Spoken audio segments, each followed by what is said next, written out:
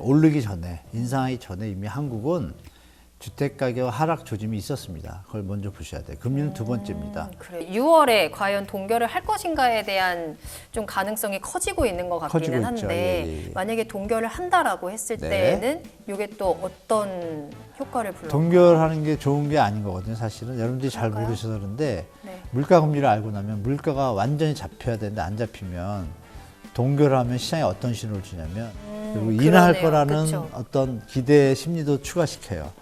그 인하하면 수익률이 높아지는 거잖아요. 네. 그런 계산에서 부동산 가격에 변동성이 생기지 않거든요. 그렇게. 많은 업체나 사무실을 쓰던 업체들이 빠져나왔습니다. 여력이 안 되니까. 그래서 13%였어요, 그때가. 네. 난리가 났을 때. 오, 지금 몇 프로냐면 평균 20%입니다. 5대 도시가. 진짜요? 네, 터지기 직전인 거죠. 그러니까 중요한 건 거기 터지는 거와 상관없이 네. 대한민국도 비슷한 상태입니다. 이걸 잘 모르시더라고요. 조금 더 거시적인 관점에서 부동산 시장을 좀 바라보도록 네. 하겠습니다. 사실 부동산 시장이 하락세에 접어들기 시작한 시초라고 할 수 있는 것 중에 하나가 기준금리를 급격하게 올리면서 이러한 상황이 벌어졌다라는 분석도 많이 나오고 있거든요. 근데 이제 한국은행이 기준금리를 계속해서 동결하고 있는 상황이잖아요. 최근에는. 그렇다면 부동산 경기를 고려를 했을 때 금리와 또 주택 매매 가격 이 실제적으로 얼마나 상관관계가 있는 건지 좀 네. 궁금합니다. 상관관계는 일단 논문이 여러 개가 있습니다. 특히 또 한국은행에서 작년에 보고서도 나왔어요. 이걸 가지고 네. 계량명을 가지고 했는데 그때 수치로는 이제 1% 올랐을 때 금리가 1년 차일 때 0.4에서 0.7%, 2년 차에는 0.9에서 2.8% 금리가 그러니까 오른 상태에서 쭉 가면 네. 1% 올랐을 때 3% 정도 내리는 거예요. 최대 하락한다고. 2년째. 네. 이게 이제 논문이나 보고서의 통계상 나온 수치이고 네네네. 여기서 이제 더 중요한 점은 뭐냐면 여러분들이 금리가 내리기 전에 오르기 전에 인상하기 전에 이미 한국은 주택가격 하락 조짐이 있었습니다. 그걸 먼저 보셔야 돼요. 금리는 두 번째입니다. 그래요? 그럼요. 예를 들어서 노무현 정부 때는요. 네. 3.25이던 2005년도 금리가 3.25 정도 됐어요. 근데 너무 막 버블이 터지니까 금리를 1년 뒤에 5%로 올립니다. 그러면 지금 말씀하신 질문의 패턴에 의하면 집값이 내려가야 되거든요. 그렇죠. 웬걸요? 더 올랐어요. 아하. 6년, 7년, 8년 초까지 올랐어요. 어허. 리먼 타지기 전까지. 네. 왜 올랐을까요? 금리는 5%인데 경제 성장률이 6%, 7% 버는 게 더 경제 많아요. 상황이 네. 좋았구나. 그러니까 금리가 영향을 준다는 것도 아까 네. 말씀드린 경제 이론에서 전제가 있어야 되는 거예요. 그러니까 누누이 말씀드리지만 네. 자꾸 뭐 요것만 보고 시장을 얘기하거나 언론의 기사나 이런 것들을 믿으시면 안 돼요. 절대. 그러면 주위 상황이 지금 예를 들어서 금리가 10%인데 네. 집값이 바닥 수준이라고 가정하면 올라갈 일이 남았을 거 아니에요. 그렇죠. 그러면 10%의 금리는 언젠가 또 내릴 거라고 판단되면 계산해서 수요가 슬슬 생기겠죠. 근데 집값이 너무 높은데 금리가 2%예요.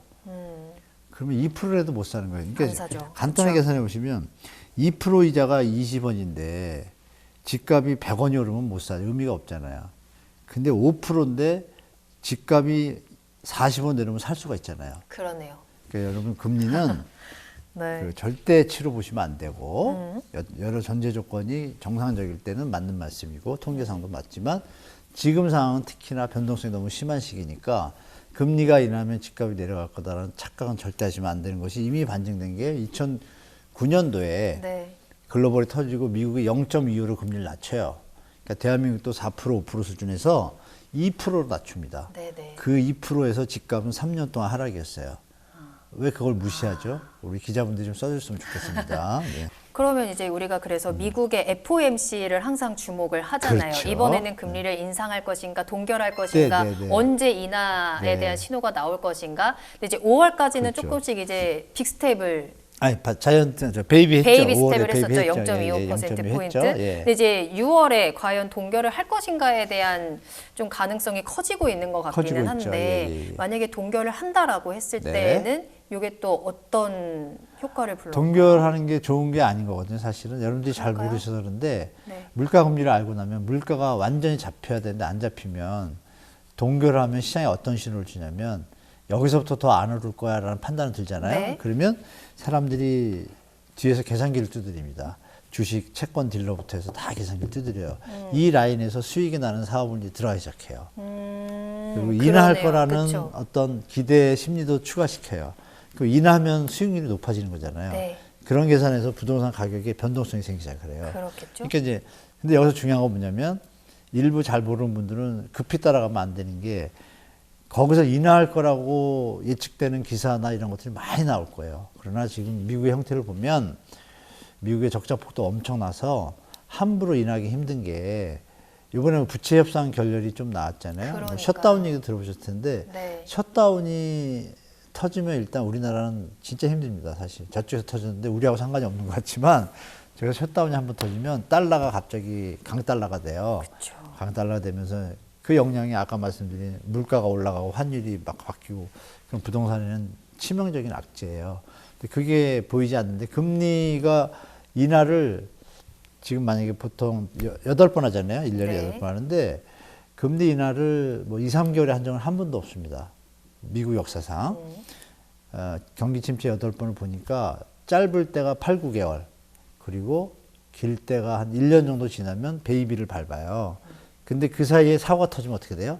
확 내리죠. 리먼 브라더스처럼. 그럼 아까 말씀드린 3% 4%였다가 0.25로 내렸는데 주택가는 어떻게 돼? 더 박살이 나고 있어. 네. 이걸 잘 생각하셔야 돼요. 그러니까 언론에서 뭐 아이고. 금리나 이런 거에 대해서 아이고, 네. 착각하시면 큰일 납니다. 그래서 그러면 미국이 1년은 그렇게 가겠구나라고 예측을 하시면 거기에 맞춰서 시장이 편성되겠죠. 재편되겠죠.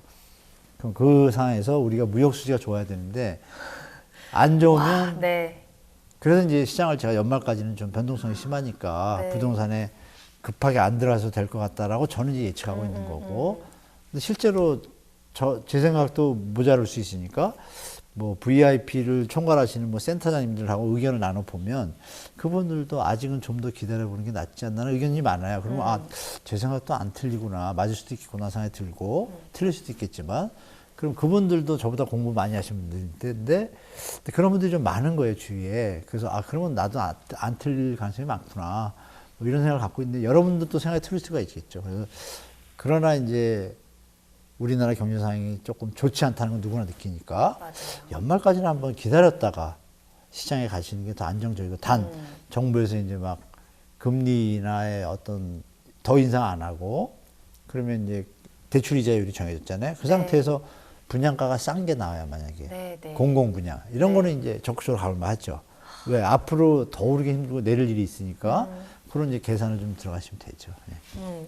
그러니까 부동산 하나만 보고 조금의 시그널들을 파악하기보다는 전체적인 상황이 어떤지를 파악을 해야 우리가 부동산에 언제 접근을 하고 어떤 전략이 필요한지 우리가 그렇죠, 예. 그림을 좀 그릴 수 있을 것 같아요. 그러기 맞아요. 위해서 거시적인 환경들도 계속해서 우리는 숙지를 하고 공부를 해야 되는 것 네. 같습니다. 이에 따라서 미국의 금리 상황까지 간단하게 짚어드렸는데요. 금리 말고 이런 가격에 영향을 주는 여러 가지 요소들에는 어떤 것들이 있는 거예요? 예를 들자면 지표로 말씀드리면 뭐 네. PIR, 뭐 HAI, 주택 구입 부담 지수, 네, 또 뭐 CPI 뭐 다 봐야 되는데요. 네, 네. 그 정책도 중요합니다. 정책 자금 지금처럼 특례보금자리 시중에서 7% 6%인데 4%로 주면 당연히 수요가 늘잖아요. 이번처럼. 그렇죠? 이런 정책 자금 중 예를 들어서 만약에 지금 정책 금리로 1%짜리를 만약에 50조 푼다 그럴게요. 집값은 당연히 오르겠죠. 그러네요. 네, 그러니까 네. 정책도 큽니다. 근데 이제 정부가 뭐 함부로 돈을 막 풀 수는 없지만 네, 정책 네. 영향도 크고 특히 이번처럼 이제 풀었을 때 효과가 있는데 실거주금 폐지가 아직 통일이 안 됐거든요. 그러면 투자하려는 분들 입장에서는 투자에 부담이 돼요. 투자 수요가 준다는 건 시장의 감소 요인이잖아요. 그런 정책도 너무 중요하고 그다음에 이제 입주량도 엄청 중요하죠. 예를 들어서 지금 집값이 막 오른다 그러는데 집이 갑자기 100만 개가 튀어나온다 그러면 어떻게 되겠어요? 사람들이 아, 나중에 사도 되겠구나. 네. 집이 넘치는데 이런 생각을 하잖아요. 네. 그럼 사는 사람이 줄면 당연히 가격이 또 내려오겠죠. 그게 언제 벌어졌냐면 1990년도. 90년대 노태우 정부에서 200만 원으로 공급하겠다고 발표를 하고 나니까 10년 동안 집값이 안정됐습니다. 89년도에 발표했는데 네. 1998년도 IMF 위기 전까지 집값이 너무 안정적이었어요. 그랬던 적이 있어요? 집값이 안정적이었던 적이 있었어요? 그럼요. 네, 그런 물가도 안정적이었고. 아, 진짜요? 네, 이런 걸 좀 같이 보시기를 좀 보시는 게 좋겠다 말씀드릴게요. 예. 좋습니다. 네. 자, 그러면 이러한 지표들, 뭐 여러 가지 시그널들을 보기 위해서 조금 더 이제 시선을 넓혀보자면 사실 네. 미국의 경제 상황들이 또 국내 경제 상황에도 여러 가지 영향을 미치게 되니까요. 네. 근데 최근에 미국 부동산 시장도 상황이 여의치는 않은 것 같더라고요. 뭐 상업용 부동산 가격이 12년 만에 하락했다라는 소식이 나오고 이러한 소식이 나오니까 미 연준에서도 좀 주시를 하고 있는 것 같던데 이러한 미국 시장의 변화들이 또 어떤 영향을 미치게 될까요? 미국 시장의 영향도 있죠. 그것부터 말씀드리면 미국이 네. 커머셜 리얼 에스테이트 그 상업용 부동산 시장이 지금 위험한 상태입니다. 위험해요. 빌딩 공실률이 역대 최대치입니다. 여러분들이 아쉽게 한 가지가 뭐가 있냐면 지금 위기는 네. 안 터졌잖아요. 근데 글로벌 금융위기 당시에 리먼 사태 때 당시에 미국의 평균 주요 5대 도시 공실률이 13%까지 갔어요. 경제 위기가 터지니까 갑자기 신용이나 대출이 막히잖아요. 네. 신용 경색이 일어났을 때 많은 업체나 사무실을 쓰던 업체들이 빠져나왔습니다. 여력이 안 되니까. 그래서 13%였어요, 그때가. 네. 난리가 났을 때. 오, 근데 지금 몇 프로냐면 평균 20%입니다. 5대 도시가. 진짜요? 네, 터지기 직전인 거죠. 그래서 여러분들이 파월 장관이 얘기할 때 네. 상업용 부동산도 예의주시하고 있다고 하고 있어요. 다행히 내용을 알고 있어요. 리먼 때는 내용을 모르고 그랬고 지금은 내용을 모니터링을 다 했어요. 네. 근데 그 한 결과 보통 상업용 부동산이 여러분 P는 I분의 R이라는 게 있어요. 그 자본 환원율 개념이 있는데 그러니까 주택 가격이 100원인데 5%의 수익률인데 네. 이자가 7%면 어떻게 돼요? 망하죠. 그렇죠. 네. 수익률이 10%래야 유지가 되잖아요. 그렇죠. 그걸 기준으로 해서 대출을 받았던 빌딩들이 많아요. 빌딩들이 뭐 리치 형태든 뭐든. 네. 근데 그 빌딩들이 20%의 공실이 생기면 무조건 임대 수익률은 낮아지겠죠. 그렇죠. 그래서 실제로 리치 상품을 활용한 큰 빌딩들에 대해서 네. 배당을 작년까지도 했어요. 배당 수익이 나오면 리치 회사가 돈을 모아서 투자자들 돈을 모아서 임대 수익이 5% 나오면 자기들 수수료 1% 먹고 4%를 배당했단 말이에요. 그런데 이게 갑자기 금리가 올라가지고 배당할 돈이 없는 거예요. 그럼 어떻게 되죠? 그 사람들이 가만히 있나요? 돈을 넣고 그냥 돈이 아무것도 변화가 없으면 빼려고 하겠죠. 결정이 뭐냐면 오버가 됐을 때 어떻게 될까요? 돈을 넣어야 되잖아요. 넣어야죠. 근데 넣을 사람이 없으면 어떻게 되죠? 그러면 채권자들이 어떻게 되겠어요? 이자를 못 갚으니까 경매를 붙이겠죠. 그 직전입니다. 아, 진짜요? 예, 그래서 심각하다는 게 네. 한 번 뉴스 몇 번 나오고 뭐 가라앉았나 생각하시면 큰일이고 아직 터지기 직전입니다. 그래서 터지면 역량이 어떻겠냐 물어봤잖아요. 네. 자, 중요한 건 거기 터지는 거가 상관없이 네. 대한민국도 비슷한 상태입니다. 이걸 잘 모르시더라고. 우리나라도 상가 네네. 공식률이 그렇게 우리나라도 상업용 아니 상가 공실률이 아니라 오피스. 커요? 오피스가 1번이니까 오피스는 살아 있어요. 다행히 대한민국은. 오, 네. 서울하고 또 수도권의 조금 핵심 도심 지역은 오피스 공실률이 도리어 줄고 있어요. 그런데 반면에 네. 상가, 오피스텔, 지식산업센터, 물류 뭐 여러 가지 이제 리테일 상업용이 있잖아요. 네네. 상업용 오피스가 주지만 나머지도 물량이 많아요. 그 부분들의 지금 제2금융관 대한민국에 투자하거나 브릿지론이라고 아실 거예요. 그거를 투자한 분들이 지금 다 멈춘 상태입니다. 그 대출 액수가 꽤 돼요. 그래서 조금 뉴스에 가끔 나오는데요. 제 유튜브도 한번 봐주시면 가끔 나오는데 네, 정리를 해서 나옵니다. 그러니까 그래요? 네. 제가 볼 때 저도 꼭 예를 볼게요. 들면 이 얘기 들으면 이해되실 거예요. 물류창고 있잖아요. 네. 물류창고가 예전에 조그마지만 코로나 때 택배 산업이 발전하면서 물류창고가 많이 필요해지고 코로나 때 그 약 있잖아요. 코로나 우리 저 백신 그게 냉동 보관이잖아요. 그럼 큰 양이니까 그런 창고가 없잖아요. 네. 그래서 그때 2019년부터 붐이 불었어요. 20년부터 불다가 코로나 터지니까 코로나 그런 택배 물량 늘어나면서 물류 창고 붐이 일었습니다. 투자 붐이. 그래서 웬만한 저 은행의 VIP들이 그쪽에 돈을 많이 들어가고도 하고 또 금융기관도 투자를 해줬어요. 근데 그 물류 창고 보통 단위가 몇천억 단위가 많거든요. 네네. 작은 거는 천억이고 그러면 돈이 들어갔을 거 아닙니까? 그럼 대출해 준 거잖아요. 그렇죠. 그 당시만 해도 창고가 예약이 된 상태예요. 뭐 쿠팡도 예약하려면 임차인이 차니까 당연히 수익률 나오잖아요. 그렇게 시작한 사업들이 코로나 끝나고 나니까 웬걸 상태가 안 좋아지니까 금리 네. 있다고 그러니까 55개 현장 큰 덩어리가 있다고 가정을 할게요. 실제 데이터니까 55개 물류 창고 현장 굵직굵직한 것들 중에 10개만 사업을 이어가고 있고 나머지 45개는 지금 스톱입니다. 무서운 거죠. 45개 스톱이라는 얘기 뭐냐. 땅을 사고 돈을 받아서 투자를 했는데 네. 그럼 브릿지론이죠. 네. 본 PF를 가야지 공사를 짓잖아요. 근데 스톱이야. 그럼 어떻게 되죠? 이 상태에서 이자만 내고 있죠. 땅값에 대한 이자. 수익은 이게 없이. 얼마나 버틸까요? 경제가 못 살아나고 가죠. 임차인이 늘어나고 하지 않는 한 이 사업은 정리된 거예요, 이미. 근데 그게 아직 안 터지고 버티고 있습니다. 그런 게 물류창고에도 많고 네. 오피스텔도 많고 지식산업센터도 여러분 보시면 막 한테 히트 쳤잖아요. 히트 쳤다 요즘 보면 지식산업센터 쭉 5층까지 올라갔는데 만약 7층짜리다. 갑자기 여기서 공사가 느려져. 네. 왜 그러죠? 뭐 이런 일들이 벌어지고 있어서 대한민국도 만만치 않다. 미국의 영향이 아니라 그래서 네. 두 개의 어떤 쬐고만 쥐레들이 있기 때문에 그것이 터졌다고 가정을 했을 때 심리가 어떻게 될까요? 더 위축되죠. 네, 더 거기까지 무섭고. 말씀드리겠습니다. 예. 그래서 제가 연말까지 기다리라는 게 그런 뜻이에요. 곳곳에 경제 펀더멘탈적으로 안 좋은 뉴스들이 너무 많아서 지금 뭐 조금 특례보금자리로는 규제 하나로 부동산이 뜬다고 해서 이게 올해 계속하고 계속 올라갈 거라 하는 거는 환경이 너무 안 받쳐주니까 보수적으로 시장에 대처하시라고 그래서 말씀드린 겁니다. 지금 진짜 시장에 시한폭탄이 너무 많이 있는 것 같은데 그 폭탄 중에 하나가 또 부동산 PF 대출에 그렇죠. 대한 문제가 아닐까 네네. 싶어요. 이제 가장 큰 걸림돌 중에 하나로 뽑히기도 합니다. 정말 경고등이 강하게 켜져 있는 상태인데 이 부동산 PF 부실 문제에 대해서 조금 더 자세하게 좀 이야기를 해주실래요? 그 부동산 PF 문제가 가시화된 거는 간단합니다. 부동산 PF라는 게 프로젝트 파이낸싱, 그러니까 사업에 대해서 미래에 들어올 수익을 바라보고 금융기관에 대출을 해주거든요. 네네. 프로젝트 파이낸싱, 자금을 프로젝트에 대해서 준 거예요. 그럼 프로젝트가 마무리가 돼야지 채권이 회수가 되죠. 대출 금액이. 마무리가 안 되면 어떻게 돼요? 회수가 안 되죠. 그러면 안 되니까 어떻게 해야 되겠어요? 회수 절차를 밟겠죠. 뺏어야 돼. 뭐죠? 경매하죠. 아. 그러면 원래 가치가 낮아지겠죠. 하락하겠죠. 자, 근데 그 부동산 PF가 상태가 안 좋다 그러니까 정부에서 작년 10월에 기억나시죠? 50조 투입해가지고 채권 안정 펀드 투입해가지고 맞아요. 그 중에 일부분을 건설수 쪽에 PF에 그 ABCP를 지원해주겠다 해가지고 그 지원 들어갔어요. 일단 들어갔는데 중요한 건 뭐냐면 지원을 해줬다는 건 뭐예요? 유지가 되는 거잖아요. 근데 유지가 되는데 분명히 제가 뭐라고 말씀드렸어요.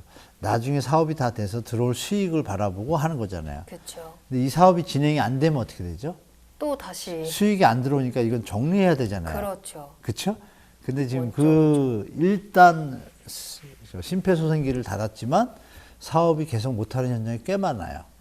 다행히 그나마 서울 도심이나 수도권이나 수요가 많은 지역의 현장들은 일단 심폐소생술로 인해서 사업을 이어가고 있어서 마무리가 되니까 분양이 되면 그 돈이 들어오면 되니까 문제가 없는데 나머지 안 그런 현장들이 꽤 많다는 거죠. 전국적으로. 특히 근데 그 현장들이 불행히도 일반 메이저 은행 5대 은행과 창호저축은행은 2008년도에 이미 크게 다쳤기 때문에 리스크 관리를 해가지고 공격적인 투자를 안 했어요. 대출을. 근데 아시는 뭐 증권사, 보험사, 뭐 수협, 신협, 농협 이런 데들이 대출을 많이 했어요. 수익률이 좋으니까. 그래서 그 현장들이 지금 다 지금 수면 위로 안 떠오르고 버티고 있는 거죠.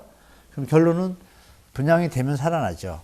그래서 여러분 보시지만 분양이 안 된 이유는 뭐죠? 금리도 올랐지만 아까도 말씀드린 금리가 오르기 전에 이미 거래량이 줄었어요. 왜? 가격이 너무 높으니까. 그러니까 지금 이런 상태이므로 부동산 PF의 일부 현장은 살아나겠지만 일부 현장은 정리가 될 거라고 보는 게 맞고 추경호 장관이 발표를 할 때 워딩을 제가 말씀드리면 이해되실 거예요.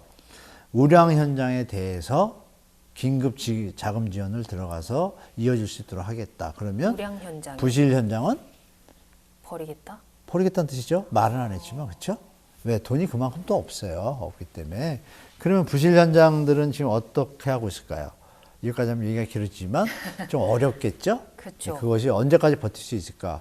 부동산 경기가 확 살아나면 되는데 쉽지가 않잖아요. 네. 그런 거 같이 보시면 부동산 PF가 어느 정도는 버틸 수 있고 이어질 수 있겠지만 부실 현장들은 못 버틸 가능성이 높구나라고 판단하시는 게 좋을 것 같습니다.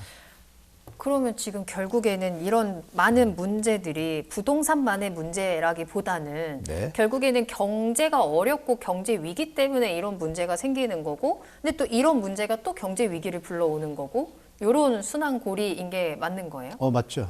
맞아요. 그러니까 부동산은 경제를 떠나서 생각하면 안 돼요. 이걸 그럼 어디서부터 해결을 해야 되는 건지. 그러니까 여러분들이 아까 네. 말씀드린 공부를 좀 하라 그랬잖아요.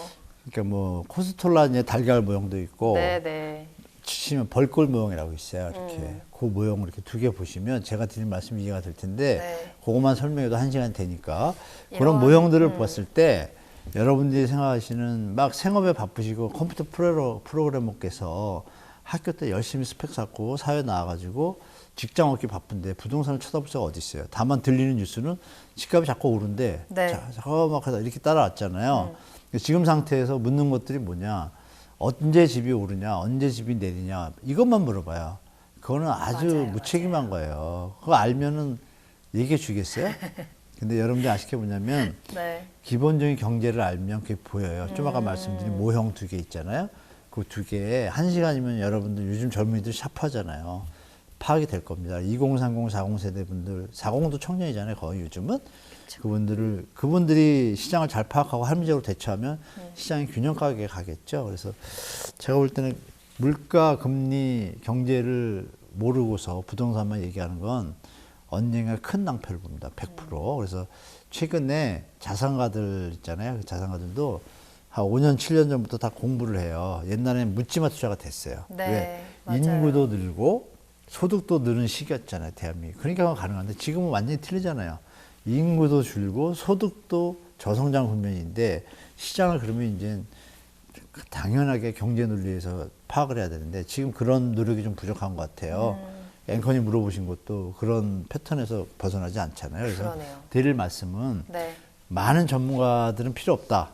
여러분이 스스로 어느 정도 아신 상태에서 전문가들 얘기를 들을 때 참고가 되거든요. 근데 모르는 상태에서 들으면 1시간, 2시간을 얘기해도 다 기억 안 나고 언제 집사 이것만 기억에 남는 거예요. 근데 그 논리가 안 맞거든요. 왜? 경제 상황이 변하니까. 네. 그러니까 이런 부분을 우리 시청자분들이 부디 물론 저는 최대한 뭐 부동산에 맞춰서 말씀드리지만 네. 미리 좀 베이스에 가주시면 더 좀 효율적인 어떤 시청이 되실 거라 말씀드릴게요. 예. 특히나 저희 같은 2030, 특히나 영끌족 세대들은 부동산이 한창 상승기에 또 관심을 맞아요. 가지고 접근을 했던 세대다 보니까 그렇죠. 이런 또 깊이 있는 경제 전반적인 상황을 보는 눈이 조금은 모자랄 수도 부족할 수도 있는데 이런 공부가 좀 필요할 것 같아요. 그럼 혹시 이런 전반적인 경제에 대한 공부들을 네. 우리 교수님 유튜브를 통해서도 할 수 있나요? 그래서 보시면 되나요? 유튜브보다는요. 네. 그냥 물가와 금리와의 관계 네. 이것만 계속 파세요. 그래요? 네, 그러면 거기에 부동산이 뒤에 붙어 있어요. 오, 물가와 금리. 네, 요것만 아시고 나면 네. 부동산이 옆에 붙어 있어요. 주식도 옆에 붙어 있고 채권도 옆에 붙어 있어요. 그러고서 이제 그 안에 가서 또 놀아야죠. 네네. 그러니까 축구로 말하면 축구 공을 차는 법을 정확히 알면 패스를 전리하고 그러니까 그걸 모르고 축구를 보면 야 쟤는 어떻게 공을 저렇게 차지라고 퀘스천만 찍지만 경기는 이기고 지는 것만 보잖아요. 그쵸, 그쵸. 그런데 축구라는 공 차는 법을 내가 알면 제가 공을 잘 차고 선수가 있을 때 제가 잘 차고 제가 못 차고도 보이고 그러면 못 차는 선수가 많은 팀이 지겠구나도 예측이 되죠. 당연히. 그러니까 아주 중요한 게 물가 금리 그 부분이 제일 팩트다라고 말씀드리고 30년을 해보니까 네. 결론이 저는 거기에 다다르더라고요. 그래서 물가 금리만 알면 경제의 반을 아는구나라는 판단이 들더라고요. 그럼 그 물가랑 금리를 공부하려면 어떤 지표를 봐야 되는 거예요? 어떻게 공부하면 우리가 이제 되는 거예요? 한국은행의 그 네. 통화정책의 제1조형에 딱 나오잖아요. 한국은행법에. 한국은행의 설립 목적은 물가 안정에 있어요. 1번이에요. 네. 그렇죠? 그럼 한국은행이 돈을 뿌리고 막 하는데 물가 안정이 1번이래요. 그러면 물가 안정에 가이드가 있을 거 아니에요? 4%가 넘으면 어떻게 돼요? 금리를 올려서 네. 물가를 낮춘단 말이에요. 그 금리를 올린다는 얘기는 부동산으로 연결되면 이자 부담이 늘어나니까 수요가 그러네요. 줄겠죠. 네. 그럼 가격도 거기에 맞춰서 낮춰지고 이게 연결되는 거예요. 그래서 물가 금리를 공부하시려면은 이제 뭐 미국의 CPI라고 있잖아요. 그거 네. 보시면 또 옆에 막 붙는 게 있어요. 뭐 PC, PPI도 PMI 막 많고, 붙고 있는데 네. 하나를 아시면 자연을 알잖아요. 그러니까 전체적인 흐름과 연결고리들을 다 파악을 해야 되는 거죠. 물가부터 이제 아시면 돼요. 물가의 속성부터 아시면 네. 물가 따라서 금리 정책이 생기니까. 그럼 금리를 알게 되면 네. 채권 가격과 채권 할인 수익률에 대한 개념이 쓰고 부동산의 수익률에 대한 개념이 쓰고 이렇게 이어져요. 그래요? 근데 이걸 모르고 네. 부동산만 파니까 네. 우리가 말씀 거래량이 오르고 뭐하고 이것만 자꾸 얘기하니까 맞아요. 네. 제가 얘기를 해봤자 저는 이제 경제를 보고 있잖아요. 아, 경제가 안정적이다? 그러면 이제 아까 말씀드렸던 수요 공급 이론이 맞는 거고 경제가 안 좋으면 수요 공급 이론은 두 번째인 거예요. 금리도 두 번째고. 요거 좀 상관성을 경제 해보니까 여러분 제가 느낀 건 이래요. 경제를 해보니까요. 네. 진짜 2년이면 파악될 거 1년도 안 걸릴 거를 경제학자분들이 잘 안 가르쳐 주는 것 같아. 일반인들한테. 그래서 제가 해보니까 네. 저는 사실 1시간이면 이해시킬 수 있을 정도로 좀 됐어요. 한 10년 보다 보니까. 그래서 너무 어렵지 않더라. 핵심만 들어가시면 그 논리만 이해하면 되잖아요.